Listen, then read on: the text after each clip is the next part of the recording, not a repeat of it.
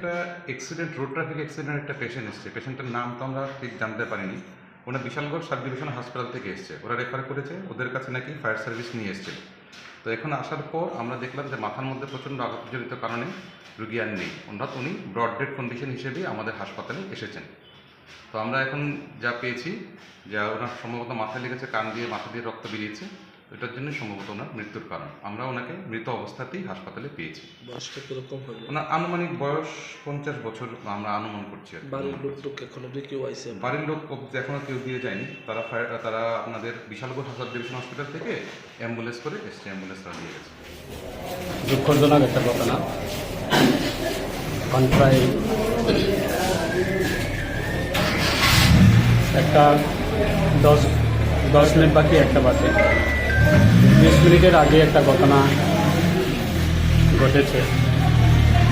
আমরাও আমাদের কর্মসূচির জন্য আমরা সাউথ স্ট্রিটে যাচ্ছি, আগরতলা থেকে আসছি। বিশালগড় বিধানসভা কেন্দ্রের অন্তর্গত বাইপাস, যেটা লকডাউনের সময় লকডাউন বাজার, সেটাকে 3-4টি দোকান বোধহয় বসেছে এখানে। তো সেই বাজারটির নাম হলো লকডাউন বাজার, এবং পাশে আরেকটা নতুন পেট্রোল পাম্প হচ্ছে। ওইখান থেকে প্রায় বোধহয় 150 থেকে 200 মিটার একটা ডিস্টেন্স হবে। আমরা যাচ্ছি, আমরা বাইপাস দিয়ে, হঠাৎ করে আমাদের সিকিউরিটির সামনে, সিকিউরিটি গাড়ির সামনে একটা 4 মুখ রাস্তা রয়েছে। আমরা যাচ্ছি ন্যাশনাল হাইওয়ে বাইপাসের মাধ্যমে, এবং অচেনা লোক একজন বাইক, বয়স্ক, উনি বাইক চালিয়ে আছে। হঠাৎ করে উনি স্পিডে ন্যাশনাল হাইওয়েটাকে ক্রস করার জন্য উনি আমাদের স্কোয়াডের গাড়ির সামনে চলে আসে। স্কোয়াডের গাড়ির সঙ্গে মুখোমুখি সংঘর্ষ হচ্ছে। বয়স্ক খুব একটা দুর্ভাগ্য ঘটনা সেটা। এবং সঙ্গে সঙ্গে আমার সিকিউরিটি গাড়ি দিয়ে, আমি সিকিউরিটি গাড়িকে বলে সিকিউরিটি গাড়ির মাধ্যমে হসপিটালে ওনাকে তুলে আনার জন্য সঙ্গে সঙ্গে আমি নির্দেশ দিয়েছি, এবং আমার সিকিউরিটি গাড়িতে উঠিয়ে পেশেন্টটাকে আমরা সঙ্গে সঙ্গে বিশালগড় সাব ডিভিশনাল হসপিটালে আমরা এনেছি।